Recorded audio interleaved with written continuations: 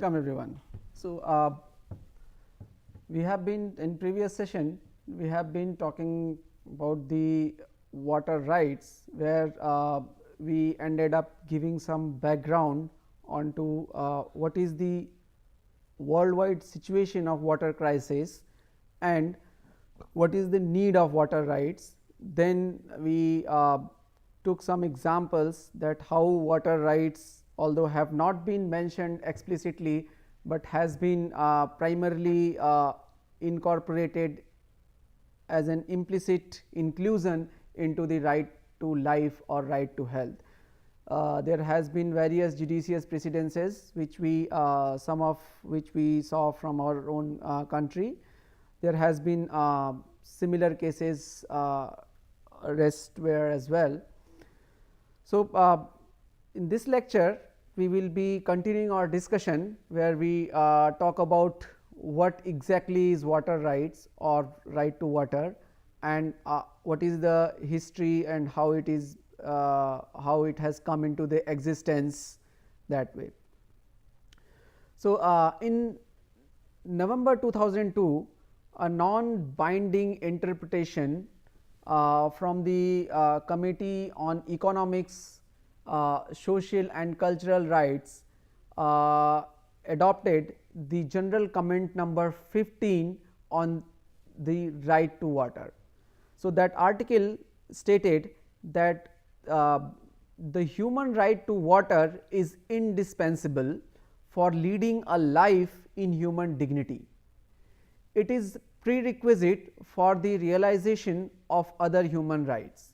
That was the comment number 15, which also defined the right to water as right to everyone to sufficient, safe, acceptable, physically accessible and affordable water for personal and domestic uses.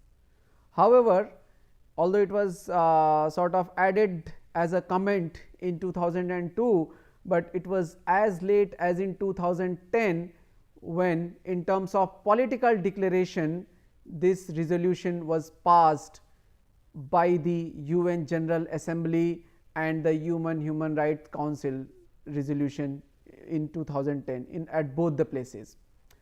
So, on actually 28th of July 2010, the resolution 64/292 of the UN National General Assembly explicitly recognized the human right to water and sanitation, and acknowledged that drinking water and sanitation are essential in realization of all human rights. So, it was in July 2010 which on world scale the United Nations General Assembly has passed this resolution.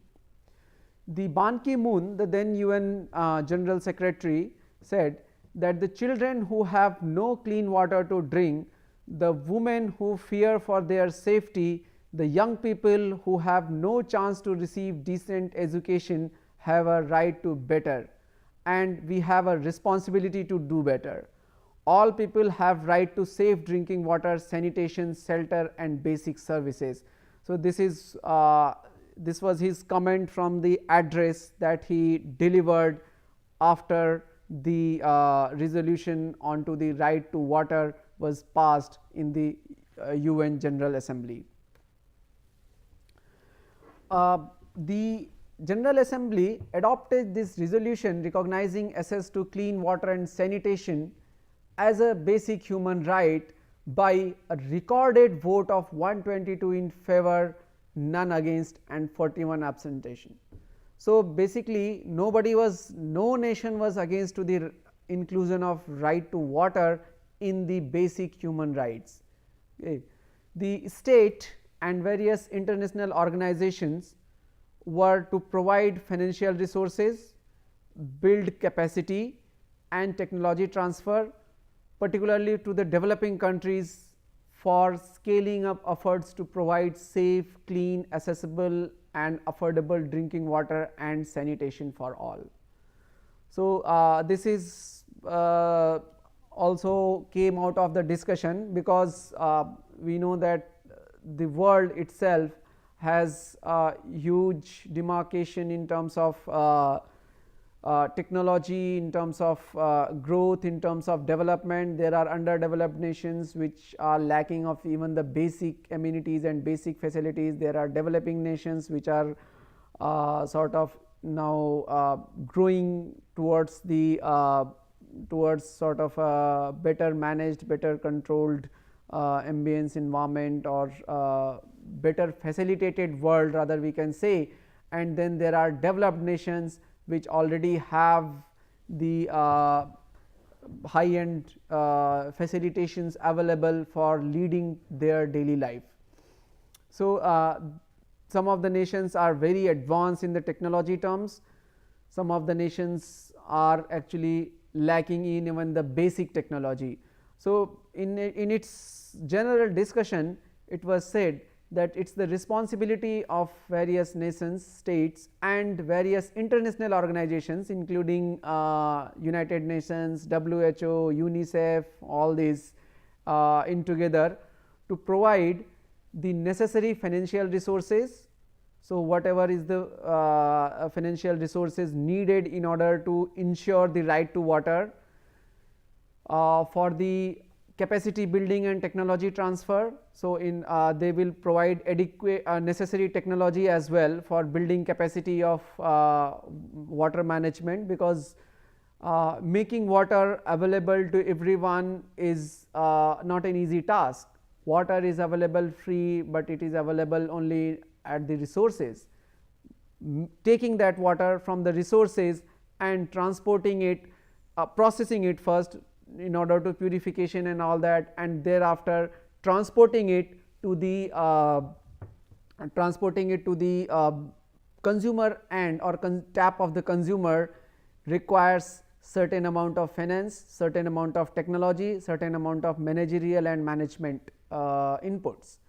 So, it was discussed that this the various states, developed states in particular, and international organizations are going to help the developing and underdeveloped nations in order to capacity building, technology transfer, financial resource support, and that their way the scaling up efforts to provide the safe, clean, accessible and affordable drinking water and sanitation, which was sort of granted under the right to water.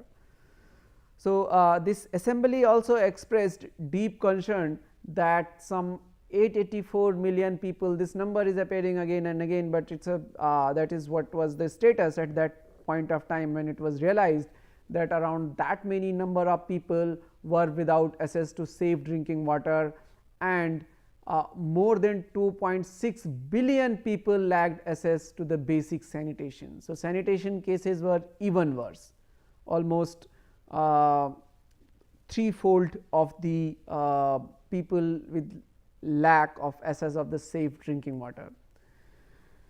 It was also expressed that around 1.5 million children under 5 years old age die each year as a result of water and sanitation related diseases, and acknowledging that safe, clean drinking water and sanitation is integral part for the their sustaining safe and affordable and equitable life. There has been various other international laws which sort of which again emphasized the water and sanitation explicitly as human right and essential component for the life. There is we just talked that there is a UN General Assembly resolution in 2010 that was done. Then the Human Rights Council resolution again in 2010 did that. The same was reaffirmed in UN General National Assembly resolution in 2013 and Human Rights Council resolution in 2013. Then there is the Convention of the Elimination of All Forms of Discrimination Against Women, the Convention on the Rights of the Child, the Convention on the Rights of the Person with Disabilities. So, all these conventions also included that the explicitly included the right to water and sanitation for the for this target community under these conventions. Target communities like the CRPD has that all the persons with disability also have right to access to the safe and adequate amount of drinking water and sanitation facilities. Similarly, the CRC emphasize that right for the child of the safe and adequate amount of clean and amount of water and sanitation facilities. So, that way, and then there was committee on the women in the similar fashion. So, what do these water rights entitle?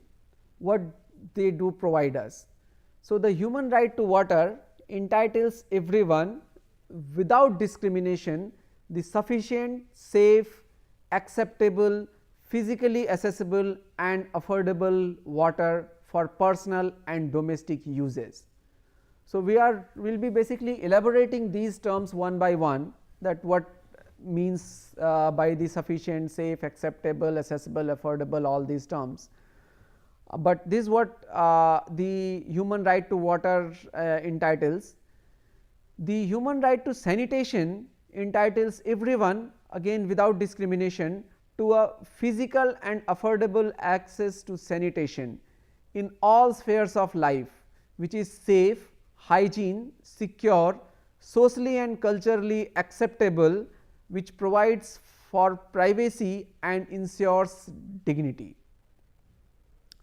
The sanitation is defined as a system for the collection, transport, treatment, disposal or reuse of human excreta and associated hygiene. So, that is what was covered under sanitation, and sort of like it was realized, it was mentioned that everyone should be entitled to sort of safe and accessible sanitation, but the due consideration has been given to the hygiene, security, social and cultural acceptability and privacy also. So, the sanitation should be ensured, but in a well dignified manner. That is what sanitation right was entitled. Coming on to the right to water. So, as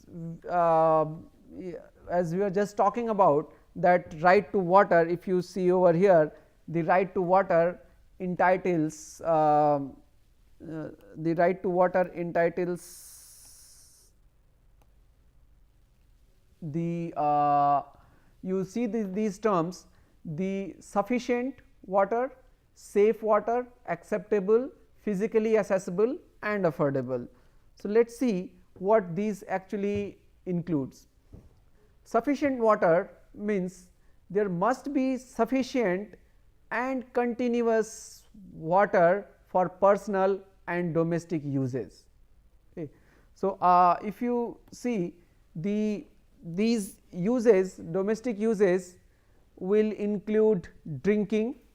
So, there has to be adequate amount of water available for drinking, personal sanitation, washing including cloth and bathing, everything, then food preparation, personal and household hygiene. So, that was the entire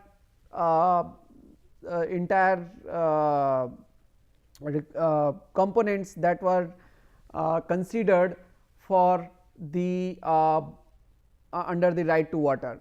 So, for a domestic purpose, right to water does not entitle only drinking water to everybody. It entitles water for drinking purpose, sanitation purpose, cloth washing, bathing purpose, food preparation purpose, cooking purpose, personal and household hygiene purpose.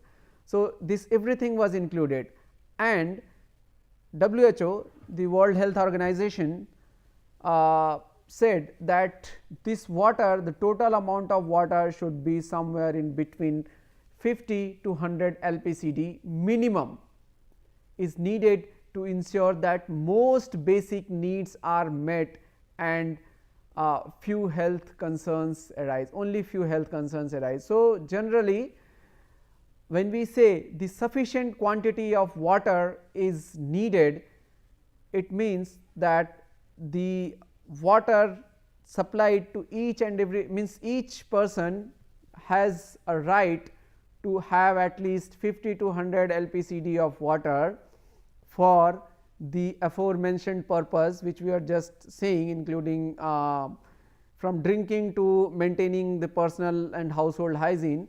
So, for all these purpose one should have access to 50 to 100 LPCD of water. Now, if you recall our discussions, earlier discussions, so even the amount of water which is supplied through the piped system in India, in different cities, many places the per capita supply is less than 50 LPCD. So, we are not exactly meeting the right to water in terms of for the cities that are connected to the piped water supply system. Forget about those which are not connected. So, there the situations are even more pathetic, but for the places where we have a sanitation system and all that in proper water supply system and this thing in practice, because of the resource constraint, because of the technology constraint, or because of the other constraints, at times we are not able to supply even 50 LPCD of water on an average, whereas at places much more than 100 LPCD is supplied. So, anyway, the right to water does not say that one cannot get more than 100 LPCD water. So, of course, the demands could be higher for water, and provided the availability in the state or availability in the region, if utilities are able to supply more water to meet the demand in a sustainable manner, that is fair, but the criteria was towards the minimum amount, and minimum amount is 50 to 100 LPCD depending on the climate, depending on the region, depending on the case. So, that is what about the sufficient supply of water. Now, if you see the another criteria was the safe water. Okay. Now, safe water says that the water must be safe. Safe from what? Safe means it should be free from microorganisms, chemical substances and radiological hazards that constitute threat to a person's health. So,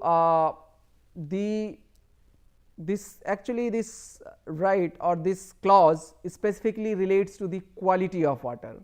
The first point, when we say that sufficient water, is about the quality of quantity of water, that one should be made available with sufficient quantity of water, while the safe indicates that sufficient quality of means a significantly better or safe quality of water should be made available.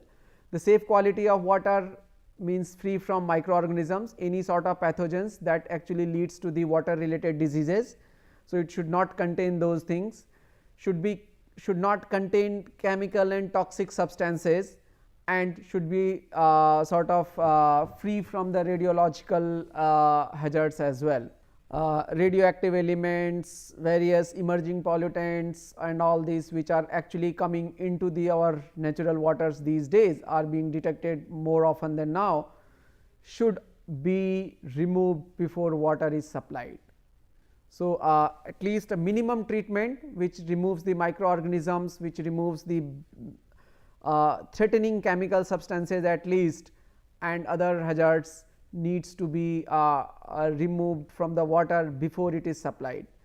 The drinking water safety is usually defined by WHO national or local standard for drinking water quality. We have our own BIS, which is Bureau of Indian Standards for Drinking Water Quality. There are various international norms also. So, there is standards from WHO, European Commission has their own standards, then United States Environmental Protection Agency, US EPA has their own standards for drinking water. So, that way the BIS or Bureau of Indian Standards has its own drinking water standards. So, one actually must be one must ensure that the water that is supplied, or the government must ensure, rather state must ensure that the water that is supplied or that is being made available to the citizen should be of safe quality. Unfortunately, the kind of pollution that is arising these days, the kind of exposure of the contaminants that are coming into the water, our conventional treatment systems are not capable of removing all of these. So, our conventional treatment systems basically from the water supply removes the suspended and some colloidal impurities in the water. So, they will reduce down the turbidity, they will reduce down some suspended solids by the means of coagulation flocculation processes or and thereafter filtration processes, and remove the microorganisms from the water, disease causing microorganisms or pathogens, which are removed usually by disinfection. So, they are removed. However, these days if you analyze water from any river or lake or this thing, you will find many of the emerging contaminants that are coming, which are of some of them are actually the threatening chemical substances. There are pesticides that are coming, there are various pharmaceutical products, antibiotics, and some other industrial contaminants that are coming into the water, and our traditional water treatment facilities are not well equipped or are not capable of removing these pollutants to significant level. So, that way the water that is actually being fed into the distribution pipelines may be safe in terms of microbial contamination, because that chlorination is primarily removes most of the microbial contamination. So, they may be safe in terms of microbial contamination, but it is difficult to necessarily say that they are safe in terms of the chemical substances also. So, this needs to be taken care by the right to water, and that is why we have seen several judicial precedences. So, somebody claiming these things coming into the water will actually put the government again into the trouble. So, that is the two aspects which makes the sufficient amount of water, which is in terms of sufficient quantity of water, and safe water, which is the safe quality of water. There were other terms. So, one of them was acceptable. Okay. Now, the acceptable water means acceptable aesthetically. Now, there is a very thin line between acceptable and safe water. A water may be safe in terms of biological, in terms of microbial contamination or chemical contamination, or may be safe in terms of health protection. So, that will not cause any sort of health issues if consumed, but may not be acceptable aesthetically. Okay, if somebody is offered a glass of water to drink and he does not know the source of water and see that water is having some greenish color or some sort of color into it, into the water, will he drink it? Positively no, he will deny. He say that this water looks contaminated, it is having some sort of color in it, although that color may not be toxic, that color may not be problematic, because we use lot of food colors that we consume anyway with our food. So, that is not problem in consumption of those color, but when you add that color to the water, somebody observing that there is some color to that water will probably deny consuming that water. So, that water may be safe conceptually, technologically it may be safe, because it is not having anything that can cause disease. It may be having some consumable color, means organic color or consumable color, which is not a problem. So, that way the safety, from safety perspective it is fine, but from aesthetic perspective it may not. So, when we say that water is to be acceptable, that means should be acceptable in color, odor and taste. If you add some color or some other stuff which is actually sort of imparting some taste to water, people will just take a sip and say, oh, this is not good quality water, this is having some taste in it. unusual than the taste of clean or normal water.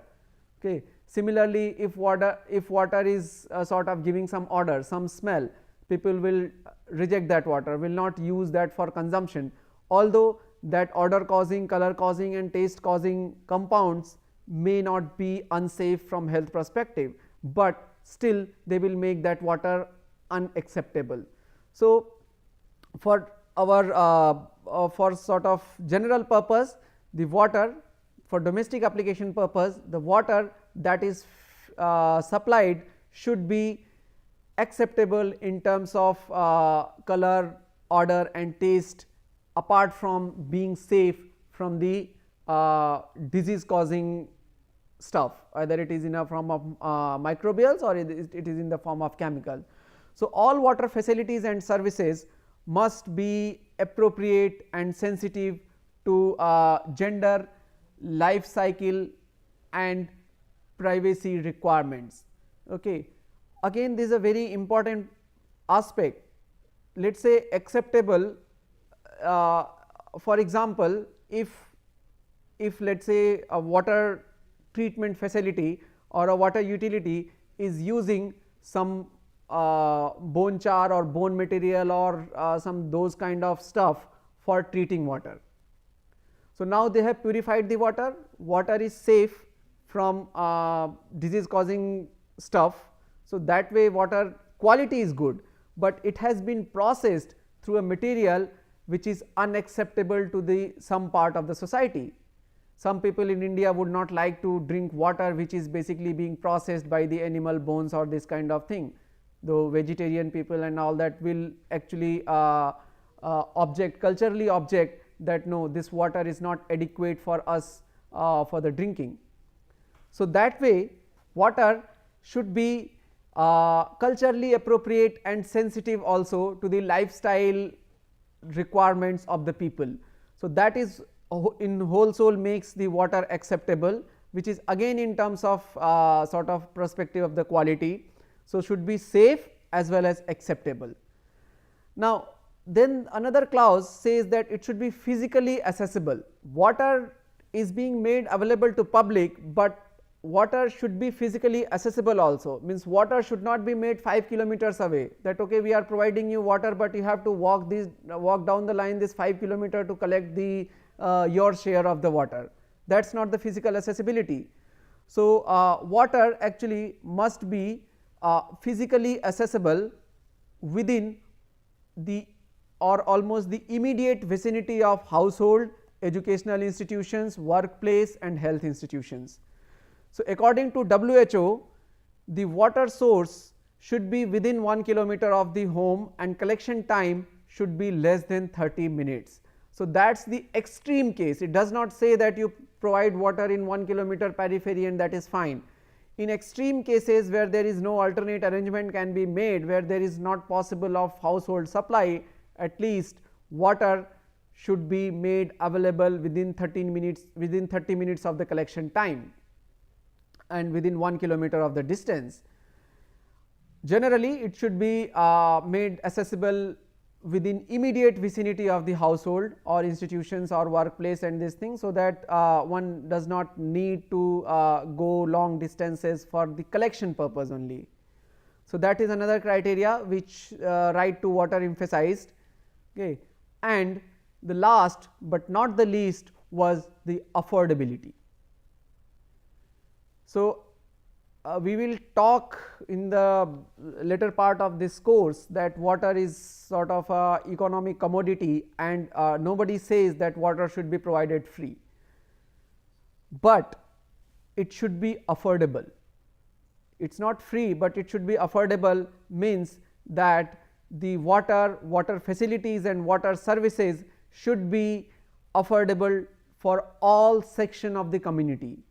Okay. So, UN Development Program suggested that water cost should not exceed 3% of the household income. Now, if you just recall our earlier discussion when we were discussing it in the previous lecture, in some places in Nairobi or other places, the price that is paid for connecting to the water supply system is the 3 months income or 6 months income. So, that is way too expensive a water utility. That is not an affordable way to supply water. As per the UN adaptation, UN development program, the water should be affordable at a cost less than 3% of the household income. So, these are the some of the elements which was included in right to water. So, right to water ensures sort of sufficient quantity, safe and acceptable quality, near accessibility and affordable cost. So, the assembly sort of overviewed all these aspects in terms of quantity, in terms of quality, in terms of accessibility and in terms of the financial affordability. So, that way, summarizing all this, the right to water was developed and accepted in 2010. So, we will stop here for this lecture and then continue on to the discussing the other aspects in the subsequent next class. Thank you.